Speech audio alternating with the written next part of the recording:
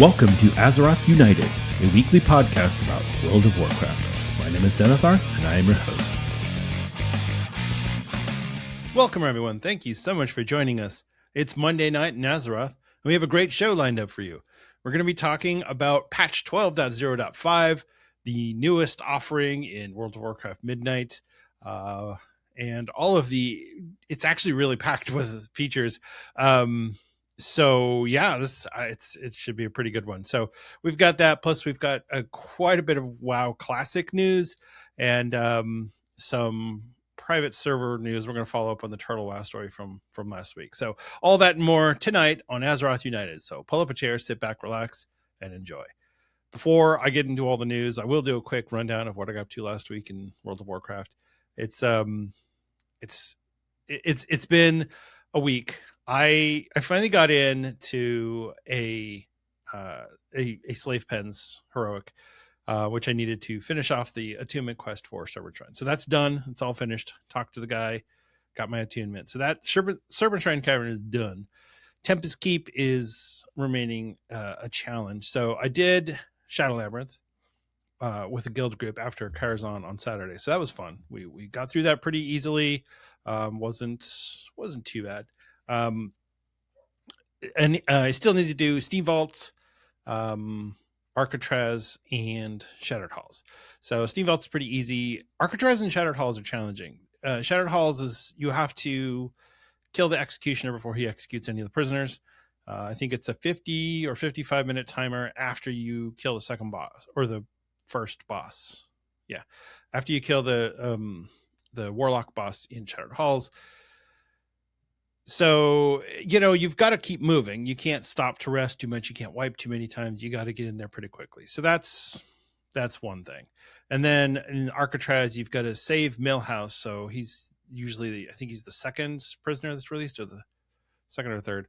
And in the Arcatraz. So as long as he doesn't die, you're good on that. So those are the remaining three that I have to do. And then after you've done those, you have to kill Mike Theridon. So ideally, I'll get them done before raid this weekend, but I guess we'll see how that goes. Yeah, that's pretty much what I mean. Raid went really smooth last week. We did all of the 25 player bosses. We got into Karazhan. We got through Karazhan. We got through Curator, and it was 11:40. Which means we had about 20 minutes left in raid. And I was hesitant to push through all the way to Shade, because if you kill Ilhoof, but you don't kill Shade, then the trash doesn't despawn. So you have to clear all that trash again when you come back the next day. So it's really only worth pushing on if you are going to kill Shade. And I wasn't really getting a good vibe on that one from the team, so we called it early. And then we went back in Saturday night. We actually started a few minutes early because everyone was ready to go. We got in there. We cleared everything in an hour.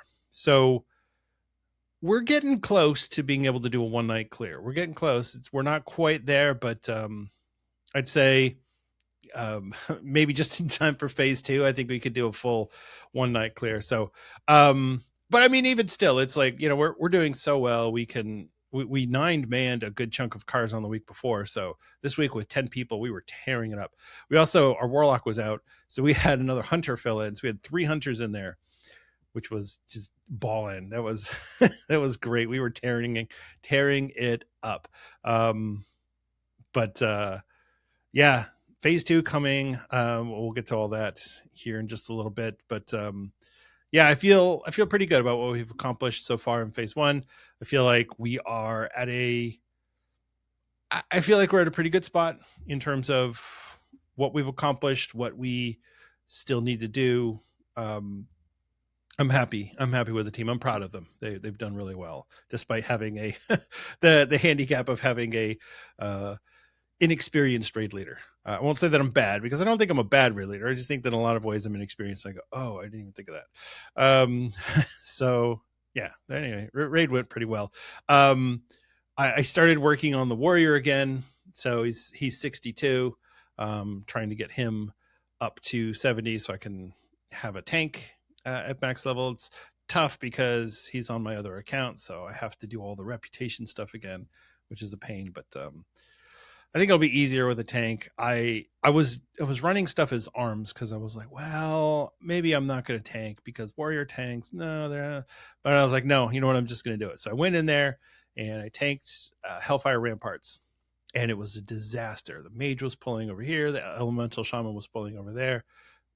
Nobody was hitting the same target. It was a mess. So I downloaded an add-on called Target Marks, I think it was, or something like that. And that didn't work. So I tried another one, which is Tank Helper. And basically what it does is, first of all, it gives you a little bar that you can, if you click on a mob, then you can just click on the target mark really quickly. So it allows you to mark really fast, which is nice. But the really nice thing that it does is it puts a skull on your current target. So if I'm attacking something and everybody comes in, they're going to know who I'm on because it's going to be the skull every time. So when I'm thunderclapping and I'm revenge and whatever, doing all my shouts, and it's always on the same guy, right? So it worked. It actually worked. Everybody killed the skull, and then I would move on to the next target. And I think maybe that the group was a little frustrated by not being able to just AoE the heck out of everything. But I told them in the beginning, I'm like, look, I'm not a paladin.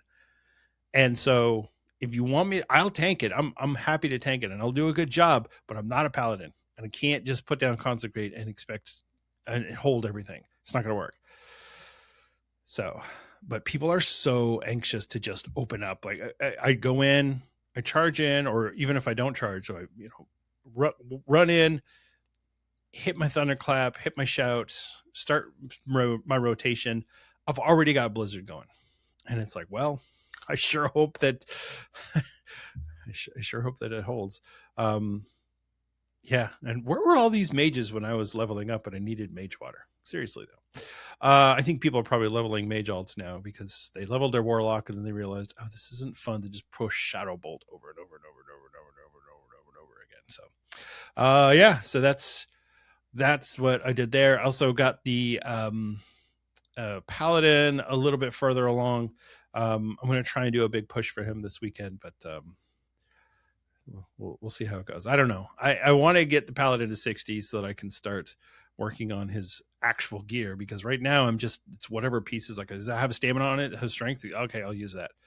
And when I'm doing quests on the Paladin, I'm doing it in Retribution because it's so slow as protection.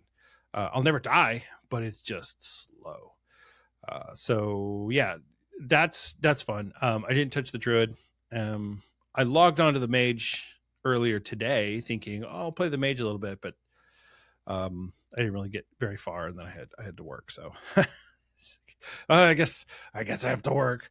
So yeah, that's pretty much what I got up to. I logged into midnight to do my profession quests and a couple of things. One of the things for me is I want to stay current. I want to make sure that my characters are in a good place, that if I decided to, I'm going to jump into midnight and start playing that full speed, that I can do it and that it's feasible for me.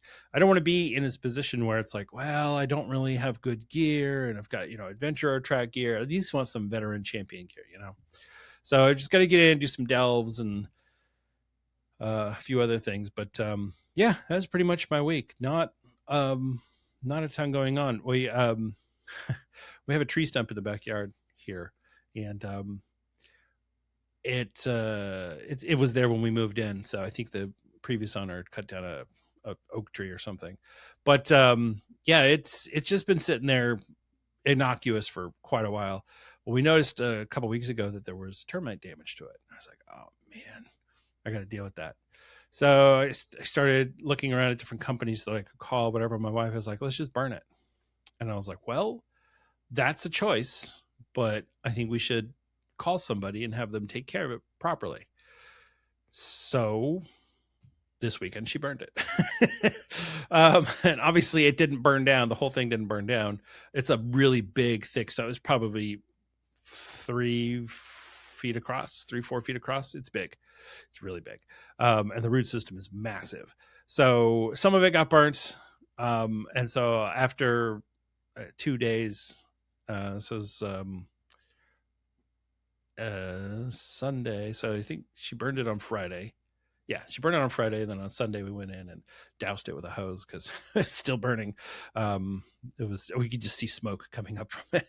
So basically, that was my weekend, is dealing with this stupid tree stump instead of playing WoW like I wanted to. But it's okay. We worked it, and we got a good chunk of that out and into the bin. But yeah, it's gonna be some more. So I had to go in with an axe and clean some of that up. And I grew up in Los Angeles, and I didn't really have to deal with this stuff, because when you live in an apartment, there's always either a super or a gardener or somebody who's dealing with all of that sort of thing. And so now that I'm a homeowner in the Midwest, I'm like, oh, I have to deal with this. Is my responsibility. So yeah, it's fun. Anyway, all right. That's enough of that. Let's move on to our forum post of the week. All right, this one just came in a few hours ago. And I originally wasn't going to do a forum post because I thought, we're good. I don't need to do that. But I saw this and I had to say something about it. So this is a post on Reddit that had a kind of an interesting title. It says, LA Times, the Dodgers of esports, how LA's Liquid Guild won the attention of over 100,000 people. And I thought, all right, what is this? Let me check. Well, it's a LA Times article about Team Liquid. The person who posted it says, hi, everybody. My name is Sandra McDonald, and I'm a reporter for the LA Times. I got to go to Liquid's facility during the race toward first and see how the sausage gets made, or wind chime gets ringed. I don't know. Firsthand. I'm an avid WoW player, so this story is a real passion project for me. I hope you guys enjoy. I'm happy to answer any questions you might have about the story and process. This is important to get to you guys as WoW players. If you want to see more of this content in mainstream media channels, the more clicks and likes we get, the more my boss knows that there's a demand for this kind of thing. Thanks again for reading. It's a really interesting article.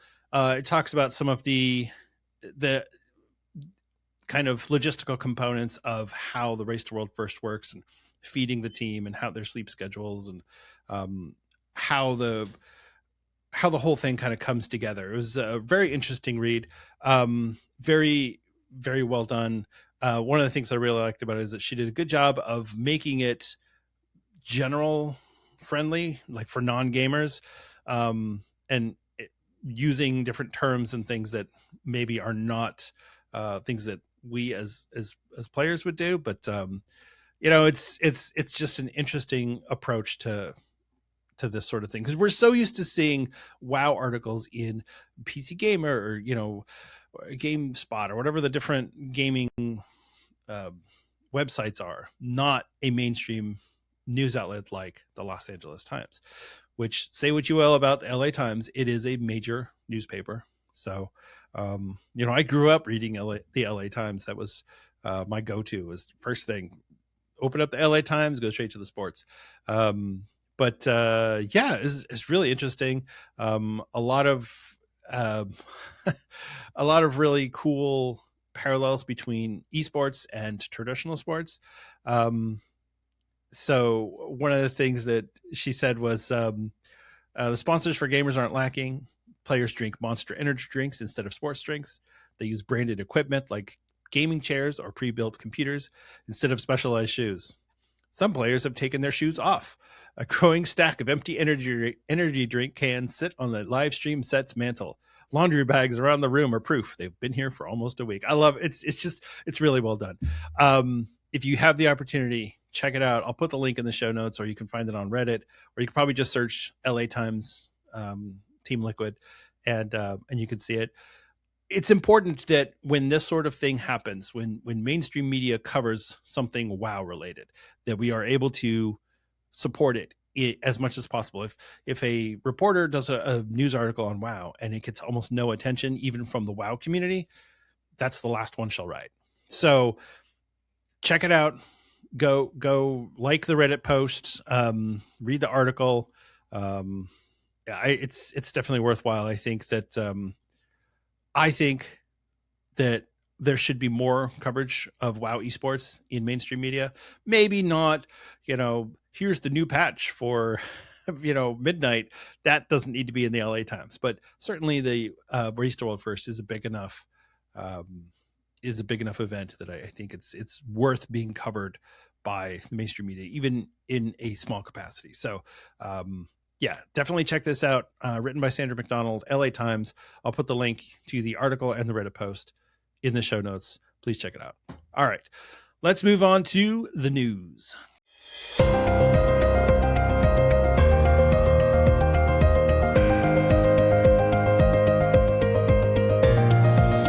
It's time for the news. In Blizzard news, well, we talked about this last week, and there was a lot of confusion as to what exactly was going to happen with Turtle WoW. We knew that the court case had been finalized and they had come to an agreement, but we didn't know what that was. We didn't know Turtle WoW is still up and running. The Discord is still up and running. We didn't know what was going to happen. We know. They finally made an announcement on their website and on their Discord. It says, "Hello, friends. They say it's the journey, not the destination. How long must the journey last to be remembered fondly and warmly? We don't know. We only know that ours is coming to an end. After almost 8 years online, Turtle WoW is heading towards shutdown. The final day of operation will be May 14th, 2026, and the service will go offline at 12 a.m. on May 15th. So there you go. May 15th or May 14th is the final day for Turtle WoW. Interesting timing, though. May 14th is the day that Phase 2 gets released for TBC Anniversary. I wonder if that was intentional or if it was just a coincidence. But yeah, they're shutting down. They will close down the website and everything, social media, forums on October 16th to give people a chance to say goodbye or coordinate where they're going to go next. Because, that's how that goes. And like I've said before, I'm only covering this because it is newsworthy. It's interesting, though, because Turtle WoW has been Turtle WoW is the biggest WoW private server news story since Nostalrius, which was over 10 years ago. So this is a really big deal that Blizzard has gone this hard after Turtle WoW. And yes, they had a cash shop and they were accepting donations and they were posting ads on Twitter. There was a lot that the Turtle WoW team did to kind of, you have done this yourself, Anakin,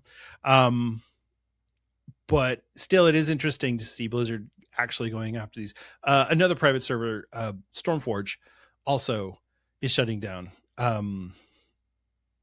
They are also shutting down on May 14th. So I don't know. I guess maybe Blizzard said, all right, it needs to be done before this content phase. I don't know. But yeah. So all of the big ones are getting shut down. Blizzard is really working hard on this. And we are still going under the assumption that Classic Plus is going to be the result of this. We don't know if any components of these different private servers are going to get rolled into Classic Plus. If Blizzard is like, oh, they did this, huh? Oh, interesting. Let me write that down. Or if they're like, nah, screw these guys, we're going to do our own thing. I don't know. It's really, we don't even know what the Classic Plus project is going to be. We just know that Blizzard is teasing one, but they've never actually said, hey guys, we're going to do Classic Plus. Not a word. We just the tease. So yeah. And a lot of people have criticized Blizzard's handling of this, and not just because, one of the big things about WoW and a game like WoW is that it's the social component. This is a massively multiplayer online game where we can meet up with other people from all over the world and play video games together and forge these connections, forge friendships, create guilds. There's a lot that goes into this. Whatever server you're playing on, whether it's a modern WoW, classic WoW, a private server, some other game entirely, the friendships that you make are real. And I think that that's really important, those connections. That being said, it's really tough for me to feel bad for people who played Turtle WoW because you played it knowing that it was against the rules. When I logged on to Nostalrius back in 2015 or whatever that was, I knew I was doing something wrong, right? I just wanted to check it out because there was no WoW Classic back then. This was all we had. There wasn't even a Classic. It was just vanilla WoW servers. That's what we called it. So I wanted to play vanilla WoW. I got in there And I went as soon as I could. I went to Darkshore and walked around and looked at those old zones that you hadn't been able to see in the game for 5+ years. And it felt so good. And I just thought, oh, I missed this game. And it struck something in me at that moment and I didn't make it much past level 20 on Nostalrius. I've talked about that before. It was PvP only. So as soon as you get to level 20, you go into PvP zones, which means for me, I'm going to get killed a lot. So I didn't stay very long on Nostalrius. And of course they got shut down not too long after that. But these private servers are creating this environment. And one of the things that there was a video from Bellular where he talked about the larger kind of, he likened it to the Matrix, but there's WoW, there's the game world, but then there's the WoW sphere, which I'll talk about that sometimes. It's everything associated with WoW. You got your WoW heads and your icy veins, you've got your Reddits, you've got podcasts, you've got YouTubers, you've got Twitch streamers, you've got all these things. They're all part of the WoW environment, the WoW sphere. And everything that goes on in that sphere matters in some capacity, whether it's a private server shutting down or a Twitch streamer streaming to 10 people. These are all part of this community. And so, I really like the fact that, that these private servers are attracting a huge audience of players. I'm happy that people are enjoying the game. I just don't like the way that it's being approached. I don't like the way that it's being handled by these server runners. But the point I wanted to make was a lot of people have criticized Blizzard and saying, why can't you make a game as good as Turtle WoW? Why can't you make a game that has no bots, that the economy's not broken? Why is it that you can't do this? And I've thought about this a lot because I see these comments on Reddit and on forums and just YouTube videos. And there's a lot of YouTubers that are really upset about Turtle WoW being shut down. But people ask that question, why can't Blizzard fix the economy in classic WoW? Whereas Turtle WoW, they were able to get rid of all bots. And I'll tell you why. The answer lies in the subscription. Classic WoW, for better or for worse, you have to pay $15 a month for it. Whether you like the game or not, if you want to play it, it's $15. There's no donations. There's no anything. It's just, do you want to play? Yes or no? Yes. All right. Where's your $15? Or 13 if you're doing the 6-month subscription. But still, you're paying money to play the game.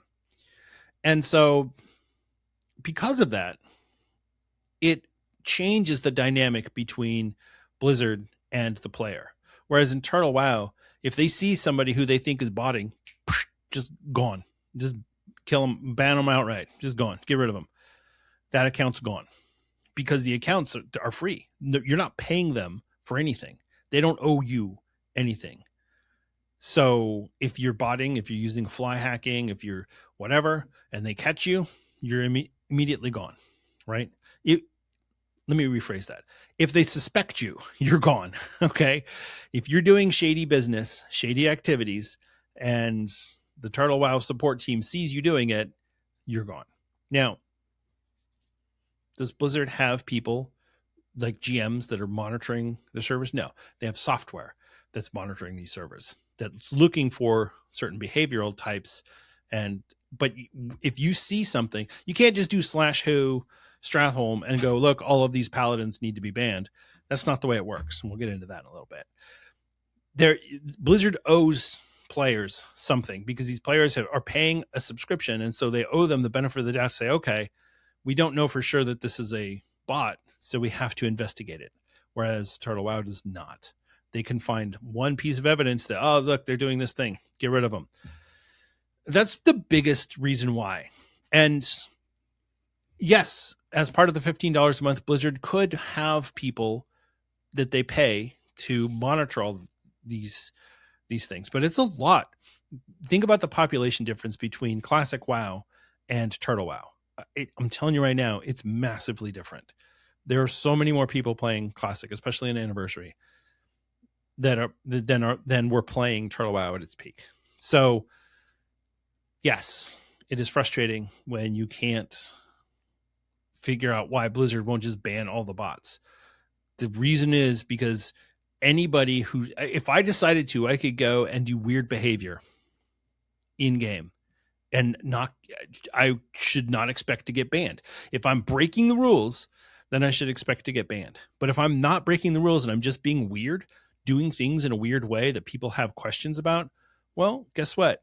I'm a paying customer, and Blizzard owes me the right to be able to play the game. Now, I hear you right now.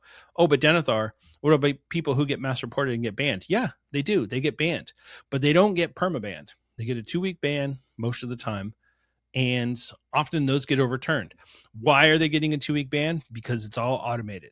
Their whole governance system is automated. There are people on the back end. They do actually have real GMs that work for Blizzard, but they're not monitoring the servers. That's all handled automatically.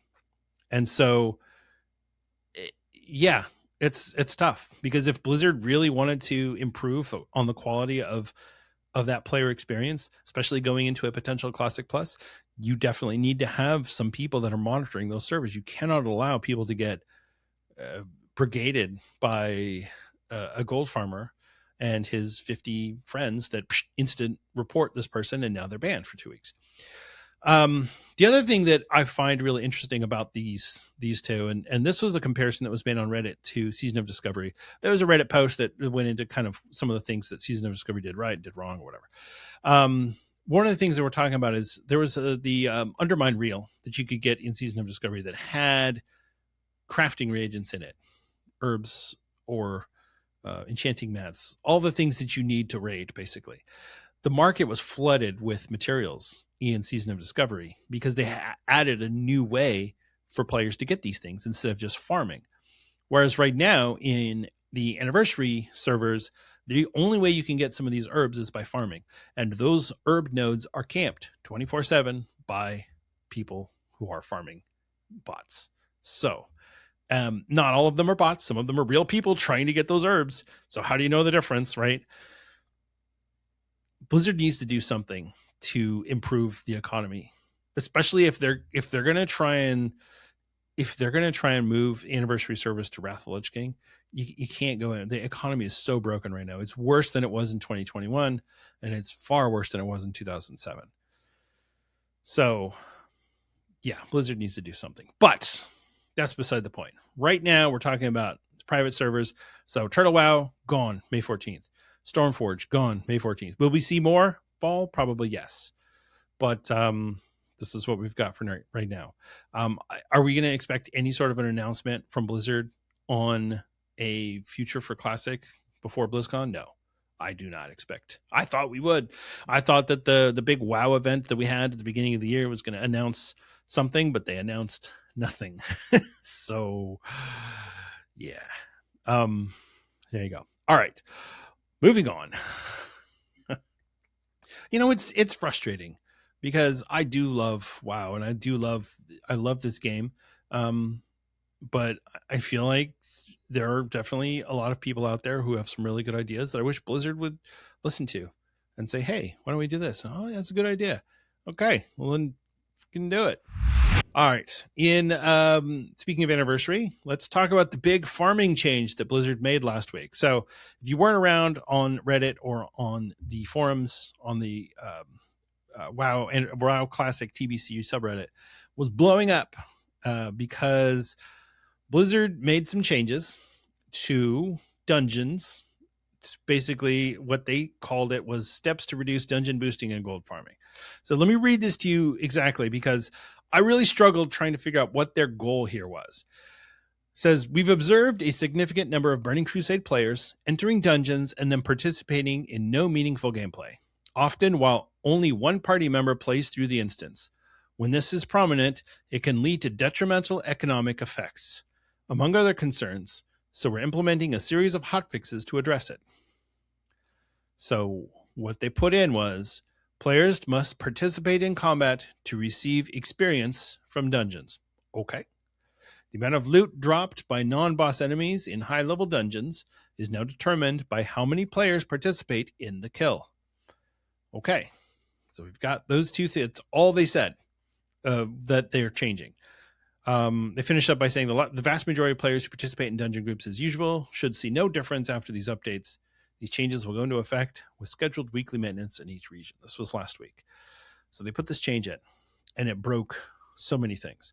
First of all, the question that I had was, what is this trying to accomplish? Because there's boosting, right? So you have boosting where a mage goes into a dungeon and you bring 4 other people in there. The mage goes, rounds up all the mobs, AoEs them down, and then the people who are just standing there at the entrance to the dungeon or wherever, they get the loot.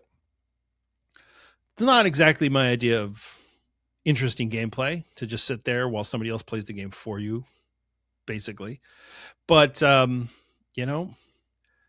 if that's what people want to do, then that's what people want to do. I don't see that as a problem outright. I feel like the fact that people are so unhappy with the leveling process that they feel the need to be boosted, I think it says a lot more about where the game is, and maybe Blizzard should consider doing some things with the leveling process since they're already interested in making changes to Anniversary. But what this did in reality is a whole different ball of wax. So, first of all, people who were soloing dungeons for loot, trying to farm, noticed that they were getting significantly less drops. So if you're in a dungeon by yourself, no one else is there, then you were getting loot for one person, 1 out of 5, instead of 1 out of 1. Because if you're in there by yourself, you're the only person in there, you should get all the loot. Well, that's not what this change did. This change made it so that you only got 1/5 of the amount of loot that you normally would, which does not go well for gold farming. So things like mages and shadow labs, prop paladins in Stratholme or Scholomance, those types of things that maybe is not, again, not the most exciting gameplay, but it's something, it's not against the rules to go into an old dungeon and get loot. There's nothing in the rules about that. But here we are, it's being blocked now, or was being blocked by Blizzard. So people were upset. Then came in the reports of, hey, this Ret Paladin was drinking in Karazhan last night, but we kept pulling trash, and then some trash dropped an epic, but the Paladin wasn't eligible for the loot because he had been drinking during the trash pull. Now, say what you will about that one. That's just flat out wrong. Whether or not somebody is pulling their weight in a raid, that's a different question. But they're in the raid, they're part of the team, and they're not eligible for loot because they were drinking. That's unacceptable. And I think that's probably the one that the straw that broke the camel's back for this. Because shortly after this was added, a couple days, Blizzard put out another post that said, yesterday we implemented the hotfixes described above to support core gameplay and instances in Burning Crusade Classic Anniversary. Unfortunately, these changes were impaired by bugs that did not appear in our pre-release testing. The result was unintended behavior of drops for both solo and group players. For example, one bug resulted in some players becoming completely disallowed from rolling on loot. Case in point. With an update we sent to the live game a few minutes ago, we have reverted the original changes while we investigate these bugs. Thank you for your feedback. So it was the change went in the morning of April 14th, and it was removed the evening of April 15th. So it was almost a day and a half that it was in there. There was so many posts on the forums and on Reddit and so many other places about this and about the problems that this caused. And I can't imagine that Blizzard didn't know that this was going to happen. How, with all of the things that they've done and all the PTRs that they've put in, how can they just take something like this and put it out there and say, hey, this ought to work? I mean, I don't know how big their QA team is, but come on. The sentence here, unfortunately, these changes were impaired by bugs that did not appear in our pre-release testing. Yeah, no shit. It was so I almost quit, and not because I was so like, oh, I want to go farm Strathholm so badly. No, it wasn't about that. It was about the fact that Blizzard is continually trying to manipulate the game into this weird direction, and I don't know what it is. I don't know their goal with all of these changes, with the loots and with they're targeting boosting and dungeon running, solo dungeon running.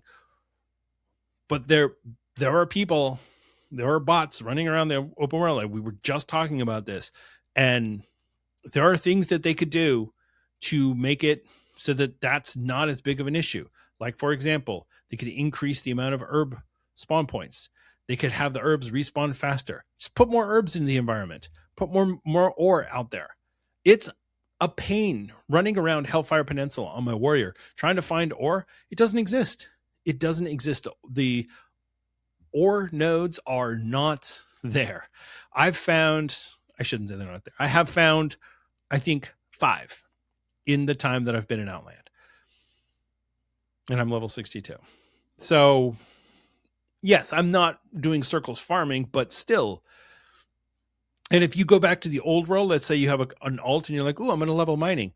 Good luck with that, because every zone that has thorium in it is overrun with bots running around, doing circles around Ungoro, doing circles around Winterspring over and over and over again. Why? Because there's not enough nodes. If Blizzard wants to reduce the impact of these gold sellers on the economy, flood the market with goods that'll drive down the price on these things. People won't feel the need to buy gold. The reason people are buying gold is because it takes, for some people, if you're trying to be competitive, it'll easily take you 300-400 gold per raid to prepare for your mats. A flask alone is like 150 gold. So, yeah, I'm not justifying gold buying, but I'm saying that the economy is broken. It's so bad right now, and I don't know what needs to be done other than, get these consumables, make them accessible to everyone. Enchanting mats are ridiculously expensive. I wanted to get an enchant, and it was, I think I spent almost 900 gold doing my gems and enchants 2 weeks ago, because I got a couple of upgrades. I'm trying to buy my mount. I can't be spending 900 gold, but that's where we are. And yeah, you can make gold pretty fast, and you'll be able to make gold with dailies coming up in phase 2, but having more gold in the environment isn't the answer. That's just going to drive the prices up. The more gold there is, the more the prices will go up. But if you have more supply than demand, the price will go down. So what are we doing, Blizzard? Anyway, like I said, I don't know what the goal of this change was, and they reverted it. And the way that they reverted it, it was a bug. It gave them the ability to say face and not say, whoops, we shouldn't have done that. That was a bad move. You know what? We're sorry. They didn't have to do that. They could just say, oh my God, it was a bug, you guys. So there you go. That's what's going on in Anniversary right now. Oh yeah. And,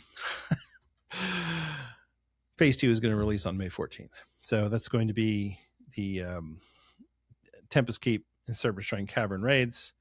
It's going to be the Ogrelaw and Shatari Skyguard dailies. Arena Season 2. There's new recipes that are going to be available. And Druid Flight Form, Swift Flight Form will now be accessible. No word yet on whether or not Tempest Keep and Serpent Shrine will be pre-nerf or post-nerf. I'm really hoping for post-nerf, because if it's pre-nerf, I don't want to go in there. I'm not interested in that. It's, I know there's plenty of people out there who want I want a challenge, and this is too easy, and we cleared it in one night. It's classic, bro. Calm down. I want easy. I want to go in there. It's going to be hard enough on easy mode. Okay. It's not easy. It's actually hard. So yeah, there you go. So that's what's going on there. We'll talk about that more as it comes up. I'm sure we'll get more information as we get closer to the release date. But there you go. May 14th for Anniversary Phase 2. In other classic WoW news, we've got Miss Pandaria. Blizzard has Well, first of all, they announced the Joyous Journeys experience buff going live on April 21st. So by the time you listen to this, the buff either should be in there or should be in there right after resets. Yeah, so there you go. It's a 50% experience increase. When I first saw it, I got so excited because I was like, oh, Joyous Journeys, yes, for Anniversary. No, it's for Mists of Pandaria, which I guess people are still playing it, but I've been reading so many sob stories about guilds that fell apart in Mists of Pandaria. Guilds that held on through Cataclysm, but when they got to MoP, it was just too much. And the Throne of Thunder, I didn't, because I haven't done it. Obviously, I'm not playing Mists of Pandaria, but the Throne of Thunder launched with a tremendous number of bugs that were reported during the PTR cycle, and Blizzard just never fixed, as maybe a sign that they're really not putting any more effort into Classic. People are still talking about like, oh, well, what if we get WoD? What if we get Legion? We're not getting WoD. We're not getting Legion. There's no way that Blizzard has brought us to the final patch or the final phase of Classic only to say, oh, you know what? We were silent for all that time, but here's WoD. There's no reason for them to do a surprise WoD Classic announcement. It's pointless. They've got something up their sleeve. They've got a plan for what they're doing. One, what they're doing with the Classic servers. Are they going to stay up? Are they going to go Legacy? Are they going to go Era? Are we going to get like a Wrath Era server and a Cataclysm Era? Who knows what they're going to do? The other thing is, what's the future for Classic? I mean, we've talked about Classic Plus a lot, but we still don't know if it's actually coming. And when is it coming? Because there's word right now. So first of all, before I get into all that, the other news item for Mists of Pandaria is that Siege of Orgrimmar testing will be this weekend on the PTR. So the Phase 5 PTR will be live by the time you listen to this, and people are testing it out. So here's the deal. The Joyous Journeys buff on the PTR is showing that it's going to run through June 2nd. So people are speculating that that's the date that the Siege of Orgrimmar Phase 5 and everything is going to go live. There's going to be the Timeless Isle, a bunch of other content that's going to release with that one. June 2nd. So BlizzCon is in September, right? So that means from the launch of Siege of Orgrimmar to BlizzCon, we have 3 months. 3 months, which is 12 weeks, which is not a ton of time, maybe 13 weeks, something like that. It's not a ton of time. But if Blizzard says, hey, Classic Plus is coming out next year, okay, that means that we're going to have, 6 months of Siege of Orgrimmar? 8 months? 10 months? Are we just going to have another year and a half of Siege of Orgrimmar like we did last time? My point is, Blizzard, you got to do something, because people are starting to get edgy. I mean, look at the population depletion in Mists of Pandaria just because you have no plan in place. We have no idea what's going on. People, they don't want to invest their time. They don't want to invest their money. I can't imagine what the shop is like in Mists of Pandaria right now. They keep releasing stuff in that shop, and it's like, who's buying that stuff? The raiding population for Mists of Pandaria is down to 50,000.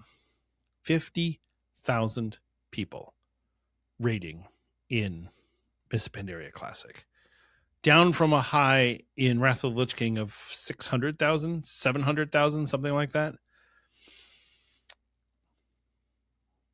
Blizzard shot themselves in the foot. They knew they wanted to go to Mists of Pandaria. They also had this great idea for Remix. So they released Remix right before Classic. So all the people who would have gone and tried out Mists of Pandaria on Classic, they already got their fix in Remix. Honestly, in a lot of ways, it was the better version, because you get to experience all the content without having to relearn all of the different, and you don't have to level up a new character in Classic. You can just, level up a new character in Modern, which takes, 2 hours. So yeah, we're going through some weird spots right now, but so here's where we are as a quick reminder. Phase 5 PTR for Mists of Pandaria Classic on the PTR right now. Siege of Orgrimmar should begin testing this weekend.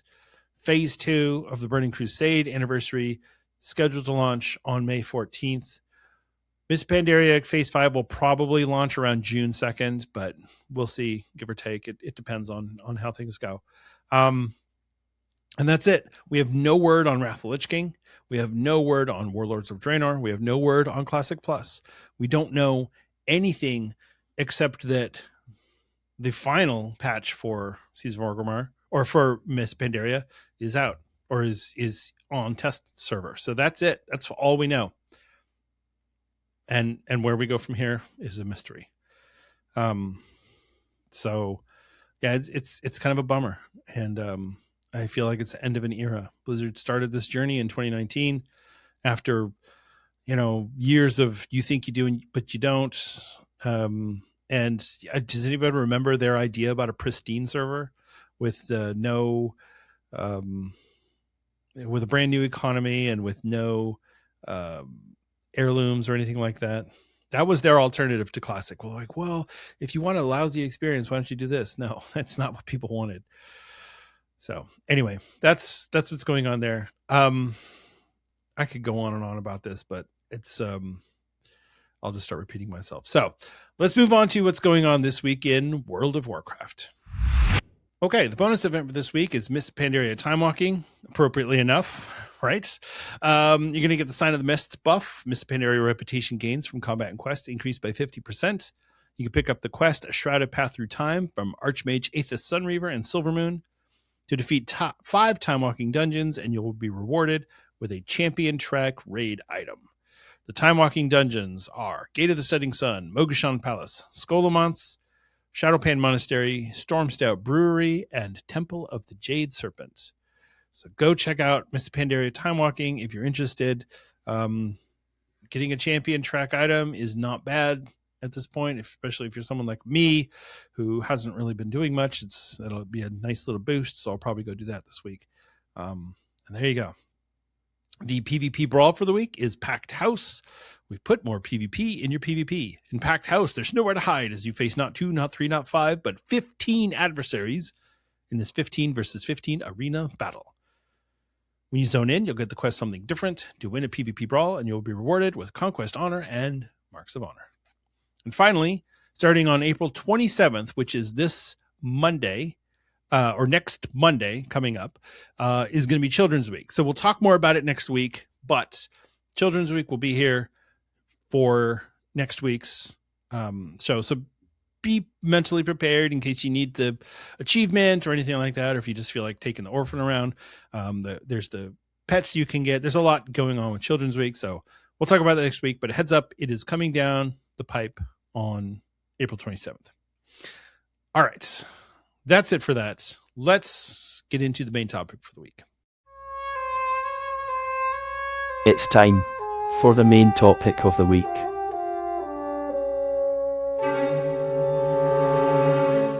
All right. Patch 12.0.5 is getting ready to launch. By the time you listen to this, it should be on I think the servers are going to be down for like 8 hours tomorrow. So you know what? Maybe you're listening to this because the servers are down and you're looking for something to listen to while you're waiting.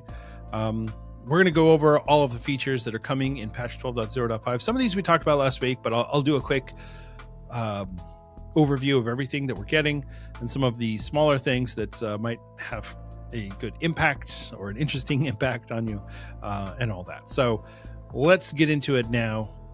First off, this is the first patch in a while that Blizzard has not given a name to. It's just patch 12.0.5. It's not patch 12.0.5 Void Assaults or patch 12.0.5 Xalatath's Revenge. Nothing, just patch 12.0.5.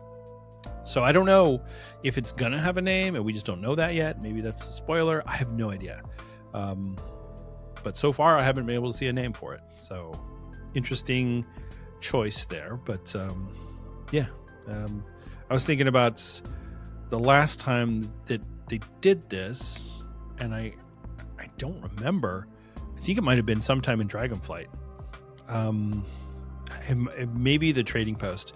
We might have named it, like retroactively named that patch the trading post, but I think it might have just been patch 10.0.5 was just the trading post patch, and so there was no name for it. I don't know. We'll see. Maybe this will get a name by the community. All right. Here's the features that are coming in patch 12.0.5. First off, there's 2 new world event type things. There's the Void Assaults, which Void Assaults are similar to Legion Assaults, but the way this is going to work is you're going to get Void Strikes. Void Strikes are small sites that you can just jump in, knock out really quickly. They happen in Eversong Woods or Zulamon weekly, so they flip back and forth between the 2.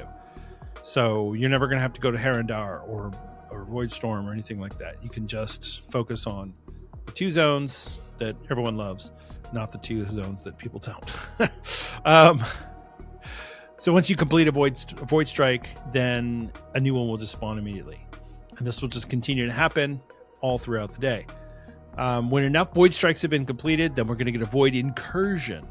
Void Incursion is going to take a lot of people. So that's when everyone gets together, your screen slows down because there's so many spell effects going off and all that sort of thing.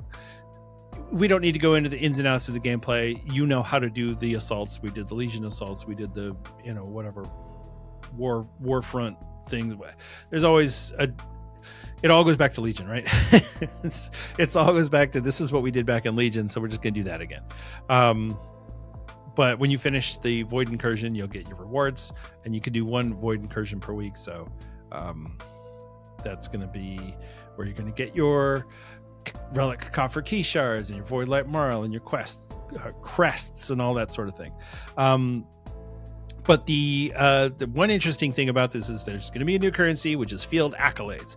We'll talk about the new currency here in a second, because that is also one of the rewards that you get for ritual sites.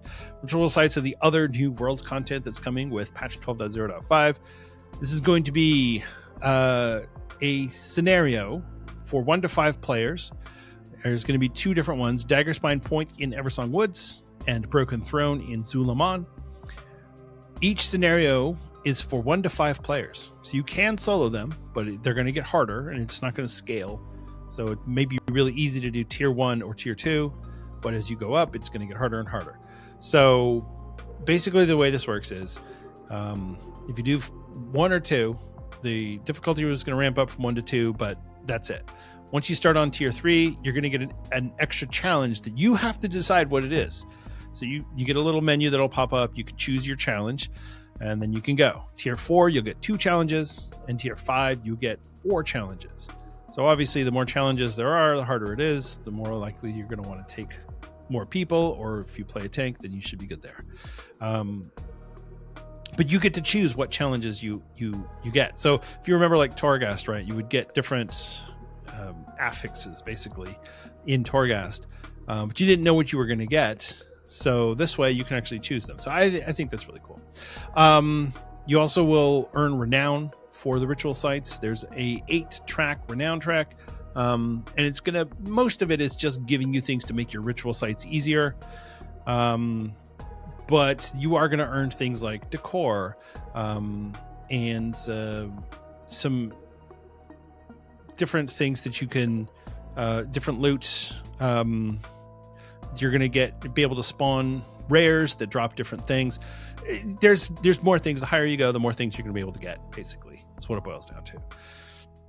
One of the more interesting ones is a rank 7. You're going to get a Dark Obelisk housing decor item, which I don't know exactly what that is, but it unlocks at rank 7, so maybe it's pretty good. I haven't looked at all the rewards specifically, but yeah, there you go. But same thing on the rewards for ritual sites compared to Void Assaults, Field Accolades, Relic Coffer Key Shards, Void Light Marl, Crests, etc. So there you go. So this new currency, Field Accolades, this one you're going to use for quite a few different things. So first off, we heard about the void colored tier 2, or the tier 2 void recolors. So this is a new cosmetic that you're going to be able to get from the vendor, Tyrim Dawnsetter. And this is just cosmetic, so it's not going to give you a buff or anything. But it's the tier 2 HD redos that they did for the 20th anniversary. This is just going to be a void shaded version of those. So they're going to cost 5 field accolades plus Void Light Marl for the armor, and 10 field accolades plus the Void Light Marl for weapons. Each one is going to be different. The trick, though, is if you say, okay, I want a helm, you'll get a helm.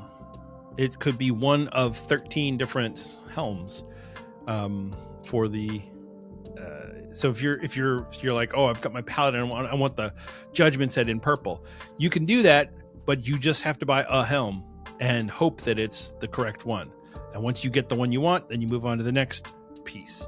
I want shoulders now. Well, keep rolling until you get the correct shoulders, and et cetera, et cetera. So you could get the monk's shoulders one time, then the Death Knight shoulders the next time, et cetera, et cetera. So it's not really the ideal way to do this, but it's to continue to encourage people to continue to do the content. I get it. And like I've said before, you have to put friction in some of this acquisition, so it's fine. It's just annoying because I really want some of these sets, but I don't know how much I'm going to want to do this content. So I guess we'll see how badly I want them. Other things that you're going to be able to purchase with these currencies. Marin Silverwing in Silvermoon is going to sell a cache of void touched armaments. So there's 2 different ones. There's one that contains a champion item for your loot specialization, and that will cost 75 field accolades. And then there's one that's going to contain a hero track item for your loot specialization, and that will cost 500 field accolades. So you can get hero track gear from this if you do a lot. So if you are someone like me who doesn't raid, and the best gear you're ever going to get is hero track gear, here's a way to get some hero track gear. Maybe it's not going to be a piece you need. Maybe it'll just be something you already have in that, hero track in that slot or whatever. But it's an option, something other than doing delves or nightmare prey. So I think it's worth looking at. The other thing that you can get from this vendor is a field accolade pouch. It contains 10 field accolades, and it is something you exchange for 100 dark particles. Now, these dark particles are things that you find in ritual sites. So we're adding yet another currency or an item in there that you can trade for a different currency. There's other things you're going to be able to buy from the different vendors that are going to require reputation or renown. Like the ritual sites, you have to get renown before you can get some of these things, but there's going to be a mount, or two mounts, some pets, and then some housing decor. Most of the housing decor requires rank 3 with ritual sites, except for the Dark Obelisk, which I mentioned requires rank 7.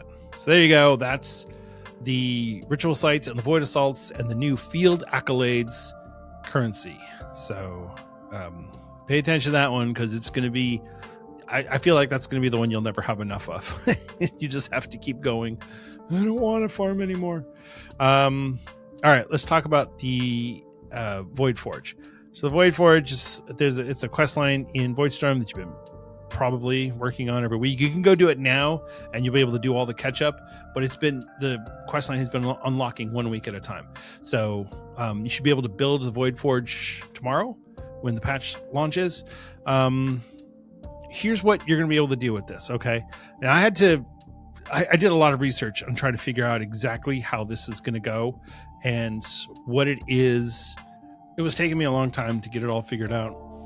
But when I was on Reddit today, I saw a post from Wildfire289, who has his quick guide to the Void Forge systems with patch 12.0.5. So I'll just use his work instead. So thank you, Wildfire289, for that. Good job, I guess. Look, the whole internet is built around stealing other people's work, right? Okay, so here's how it's going to work. So there's 2 different currencies that you're going to get, or 2 different items that you're going to get from this. You're going to get the Nebulous Void Cores. These are your bonus rolls. And then you're going to get Ascendant Void Cores. These are your upgrade currency. So for the bonus rolls, here's how it works. Every week, you're going to be able to buy 2 Nebulous Void Cores from Decimus in Voidstorm. And the cap will increase by 2 each week. So if you miss a week, you'll still be able to get those. You just have to buy them. So it's going to cost gold or Void Light Marl or Veteran Crests, and then you'll get 2 Void Cores is your maximum. How you use them, there's a couple different ways that you can use them. Actually, before you even use them, the other way you can get them, and this is something that they just added a couple days ago. You can buy an extra Nebulous Void Core from the Vault Keeper, the Great Vault, for 6 Thalassian tokens of merit. So if you have a bad vault and you're like, I don't want any of this stuff, I'll just get the token. The tokens, if you get 6 of them at a time, you can use them to buy 1 Nebulous Void Core. So your bad luck protection from the vault is an additional Nebulous Void Core. Now, you're thinking, okay, that's great, but what do I do with these Nebulous Void Cores? This is where it gets really fun.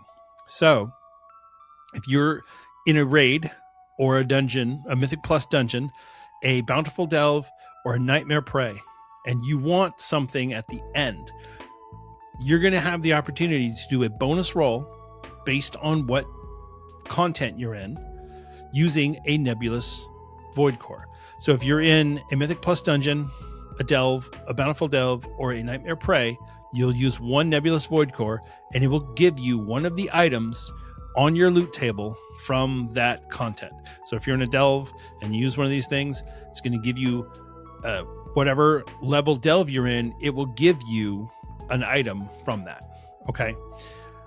But the catch is, or the really good part about this is, it's not going to give you the item for what the content you run is. It's going to give you the item level based on what you get in the Great Vault. So if you're doing a Bountiful Tier 8, you're not going to get champion gear. You're going to get a hero track piece. Same thing with Prey. If you're in a Mythic Plus, a 10, the Great Vault reward for a Mythic Plus 10 is a Myth Track piece, which means that you'll be getting 2 Myth Track pieces a week from these Void Cores. Not too shabby. If you're in a raid, then you can get loot as well, but it's going to cost you 2 Nebulous Void Cores to get a raid item. So the raid items cost 2, everything else costs 1. So yeah, the vault quality is based on, or the item level is based on the vault reward, not based on the content that you're actually doing. So it's the vault reward, not the content reward. It's going to be based on your current loot specialization, so make sure you're in the correct specialization before you roll. And when you receive an item, it will remove it from that content, whatever it is, from that difficulty. So let's say you're in raid and you're doing heroic raid and you roll and you get an item. Cool. When you do mythic raid, say for example, you can still get that item on a roll, on a bonus roll, because it's based on the difficulty as well. The reason that this is a big deal is because players are going to want to be able to target a specific thing. So let's say you want a specific trinket that drops from the Dream Rift boss. Okay, so you want the trinket, you roll and you don't get the trinket, you get something else. Okay, well now that something else is off the loot table at that difficulty. Next week you do it again, you get something else. That other something else is now off. Eventually you'll be able to get your trinket. That's how that works. So it's not bad, not a bad system. I think it's going to work out for players. One of the things this is going to give is going to give people who do Mythic Plus primarily and Heroic Raid the ability to get Myth Track gear easily, or at least 2 a week. No guarantees on whether or not it's going to be a good piece, but especially if you are if you're targeting a very specific thing like a certain trinket or a certain weapon or boots or whatever it is, you can just use all your bonus rolls for that particular Mythic Plus, and you'll just have one chance each time you run it to get that item. So yeah, it's not bad. It's not a bad way to do this because it's encouraging people to actually run the content. You don't just walk up to a vendor and exchange this for your item. You know, if you remember from the dinars and the different things that we've had in the past, going all the way back to Dragonflight Season 4, all you had to do was run the raid on like LFR and you got a piece. This is, no, keep running the stuff that you're already running, but now you'll be able to get an opportunity to get an item for that. So I think this is going to work really well. We'll see. I'm sure there will be some way to game the system that people will figure out, and it'll be on the competitive WoW subreddit. But there you go. Okay, the other item is the Ascendant Void Cores. So this is for upgrading your weapons and trinkets. So once you've unlocked the Forge, you need to craft the Ascendant Nailhammer. Once you craft the Ascendant Nailhammer, you'll be able to get Ascendant Void Cores from end game content. I don't know how many you'll be able to get, but you'll be able to use those to upgrade weapons and trinkets that are already maxed out. So this is Hero Track 6 of 6, Myth Track 6 of 6, or Radiance Crafted max level. You can upgrade them to, I believe it's 9 item levels. So that's also not bad. It's just an item level boost. This is the turbo boost portion of this. I think this is a much better way to handle the turbo boost. Yes, it's a little convoluted, and this guy did this whole little diagram, and I'll link to his Reddit post too, because you know what, he did a really good job. But yeah, it's a little complicated, but I think at the end of the day, it's a good thing for the game. So yeah, I guess this will be something that after the first week, everyone will kind of go, oh, okay, yeah, this makes sense. This is easy. So, all right, moving on. Prop hunts. So this is the hide and seek game that you're going to play. So it's 2 groups of 5. You're gonna queue up. It's which I thought was really interesting. Players can queue up from anywhere using the group finder under the player versus player tabs. This is considered PvP content. So basically, what's going to work is one team is going to hide and they're going to disguise themselves as a prop, like a housing decor, and then the other team is going to go find them. And I thought at first, I'm like, this sounds kind of dumb, but I guess, whatever. But the thing that's going to make this interesting is that the searching team gets to pick from 3 different abilities or 3 different roles for finding. So the first one is Spellbreaker. You get Dispelling Focus, dispel the illusion of spellcasters in front of you over 2.5 seconds, marking the found. Dispelling Leap, jump to a location, dispelling the illusions of spellcasters around the area of impact. And Swift passive base movement speed increased by 30%. So, it's giving you ways to find the people that are hiding. And then for the next one is Nullifier.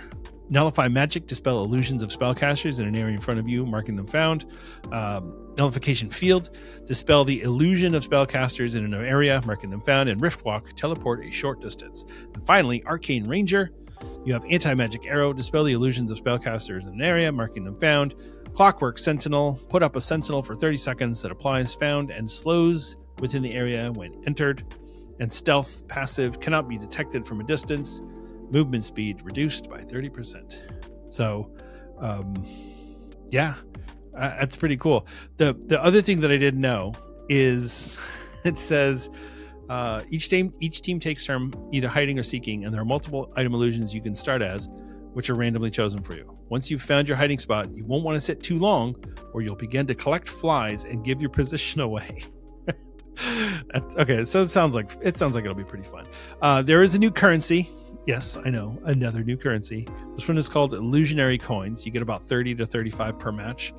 And the rewards are pretty basic. There's the Magister's Spell Bee mount, which is like a void looking giant bee mount. It's pretty cool looking. And then there's some transmogs, toys, housing decor, basically the typical stuff for this sort of content. So nothing player power related, but certainly player fun related. And then the final new feature, new system is Abyss Anglers. I'm not going to go into any details on this. It's basically a fishing like event where you're going to go underwater. You have to throw harpoons at different fish, and the different fish you're going to get upgrades. You can purchase upgrades with the new currency and you'll get rewards, but everything is self-contained, right? So all the upgrades that you get are for the Abyss Anglers. So if this is something that you're engaging in because you find it fun, you'll be able to do more things with it, but it's not like you have to go do it in order to get crests or in order to get whatever. This is a completely optional thing. Only do it if you want to. There are some cosmetics in there. If you really want the cosmetics, you can go get them, but that's pretty much it. All right, let's move on to some of the patch notes. So there's some new things for Mythic Plus that I wanted to talk about. There's a new feature, Lindormi's Glow. Lindormi's Glow highlights select enemy forces even when the Lindormi's Guidance affix is inactive. Defeating all highlighted enemies will complete the enemy forces requirement for a Keystone Dungeon. So if you liked the Lindormi's Guidance from Mythic Plus 2 through 5, the tank will be able to decide, hey, you know what? I want this, even though we're doing a 12, even though we're doing a 9 or whatever. So the tank can decide the tank is the one who gets to decide whether or not this shows up. Lindormi's Glow will activate in Keystone Dungeons if the party's tank is chosen to use this feature. And then the players can disable Lindormi's Glow by speaking with Lindormi again. So if it's something that you liked, being able to have the glow and kind of help guide you along, you'll now be able to get that for any Mythic Plus as long as the tank wants it. If the tank doesn't want it, you're SOL. So yeah, there's that. Okay, new achievement, Midnight Keystone Myth Season 1. That is, attain a Mythic Plus rating of at least 3,400 during Midnight Season 1, rewards a time-lost saddle that can be exchanged with Lindormi for a mount of your choice. Mounts include a variety of new mounts and Keystone Master and Keystone Legend mounts from previous seasons. That's an interesting one.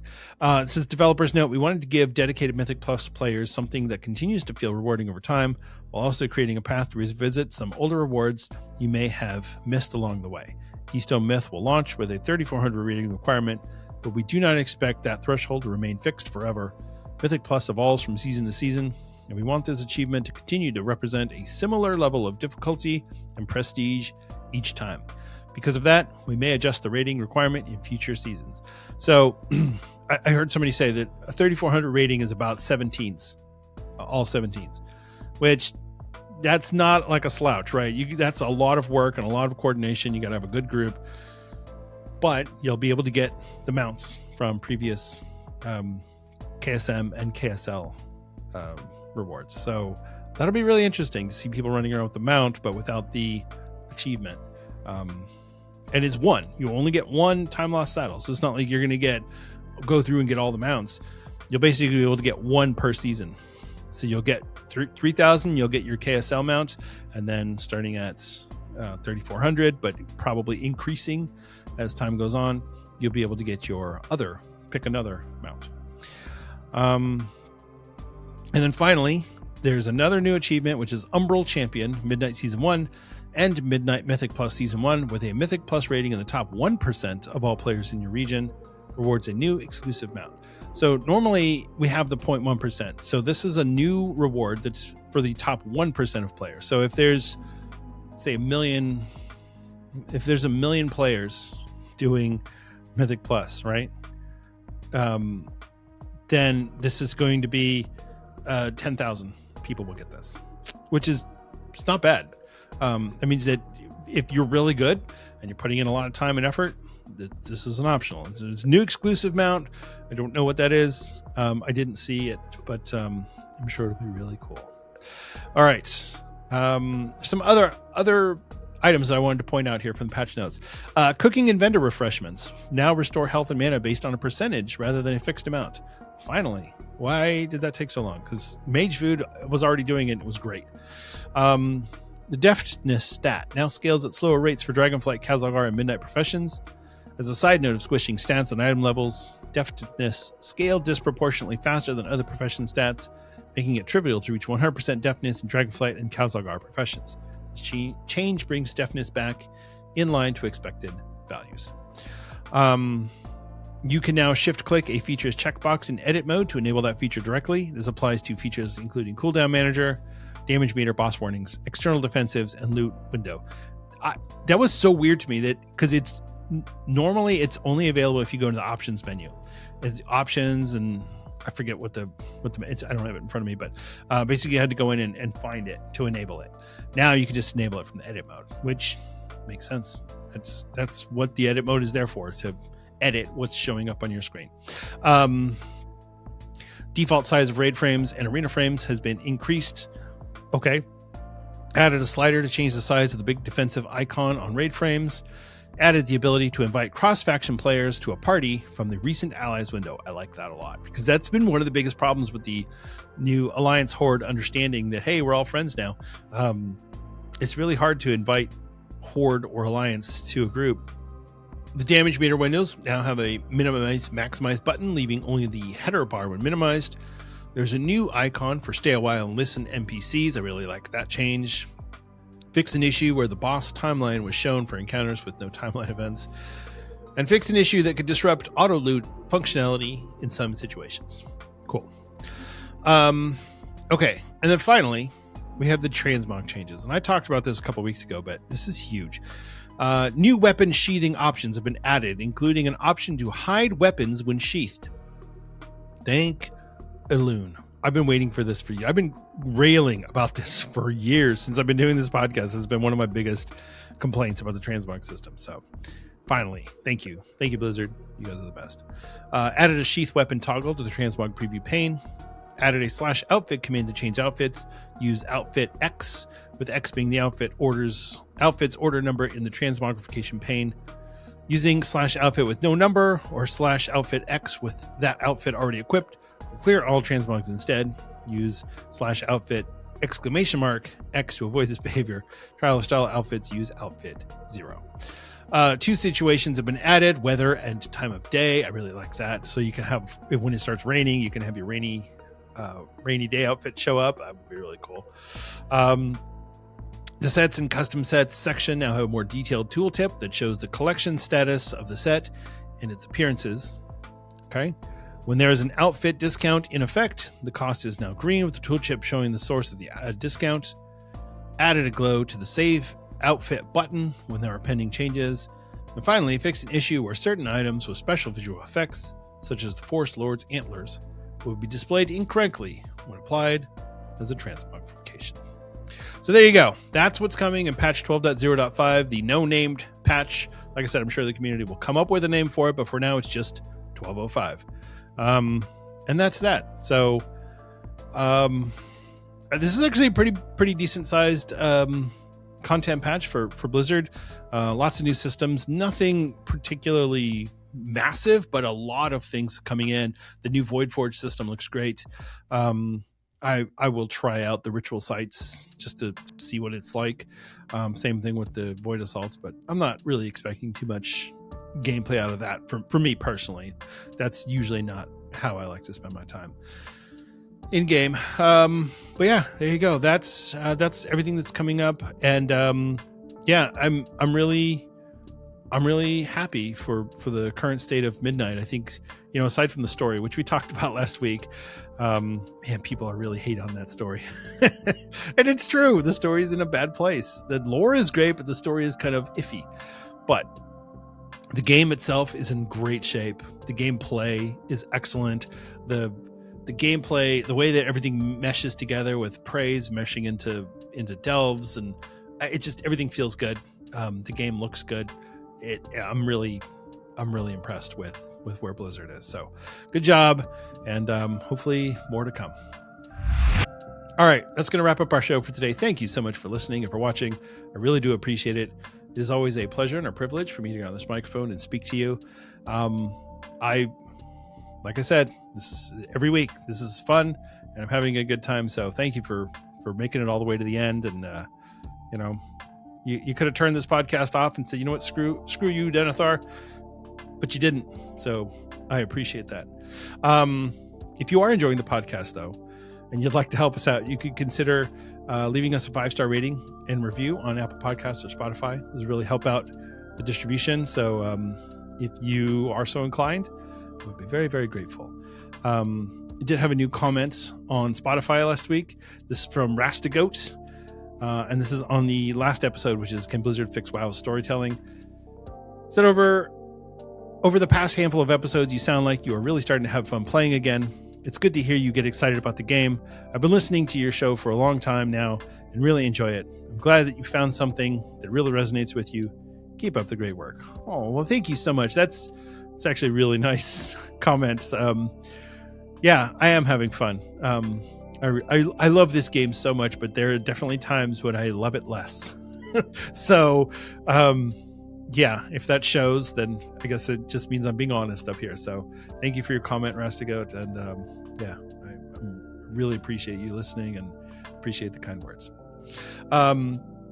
If you're listening on or watching on YouTube, you could help us out by giving us a like and subscribe and a comment. That really helps out too with the YouTube algorithm. The YouTube algorithm is so weird though, so I don't even know if that helps. Maybe it doesn't. Who knows? And finally, you could consider joining our Patreon. Patreon is where people can give their IRL money to help out with the production cost of the show. You can get there by going to patreon.com/Azeroth United, or you can go to our website, which is AzerothUnitedPod.com. You'll have the links there to the Patreon, to the Discord, and all the other stuff. So, but yeah, Patreon, where people can give their IRL money. There's a lot of costs that are associated with the podcast that I think probably people don't even think about. I was so pissed last week. So I got an email from Adobe. So I use Adobe Premiere and Photoshop and Audition and different things to edit the podcast. And I got an email from them that said, "Hey, your student account is expiring. You need to verify it." I was like, "What the heck?" So I work for a university. So I have it's called student faculty staff discount, right? So I thought, okay, what's going on? So I went on to the site and they were like, "Oh yeah, you can re-up your discount by giving us your class schedule." I'm like, "Class schedule? I don't go to school. I work at the school." So I went through and read all the fine print, and it turns out, oh no, just show us a pay stub and you'll be fine. But they wanted to double the price of my Adobe subscription, which I was not impressed by. So I started looking at alternatives. I'm like, what else can I use besides Premiere and Photoshop? Which I've been using these for years, even outside of the podcast. So, but I got it all worked out and everything's good there. But yeah, that was a little scare. I was like, "Uh-oh, this is no good." But anyway, sorry, a little side rant. Yeah, you can join the Patreon. There's 3 different tiers. There's the free tier that you can just get on there and show your supports. There's the standard tier, and then there is the friend of the show tier. I do want to thank our friend of the show patrons right now. That's Stuglife, Thelial, Greybeard, Raven, Azarin, and Agro Management. Thank you all so much, and thank you to all of our patrons. You guys definitely help make Azeroth United possible. And I think that's it. That's gonna wrap it up.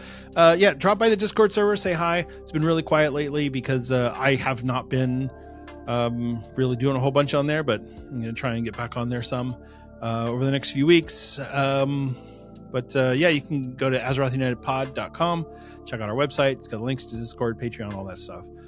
And there you go. All right. Thank you for listening. Remember to be good to each other out there. That's a real person on the other side of that keyboard. And, you know, it doesn't hurt to be nice and to be kind to each other. So just give it a try and just smile and nod and just, we're all friends. We're all playing World of Warcraft. So, yeah, there you go. All right. Take care. I love you all, and I'll see you in Azeroth.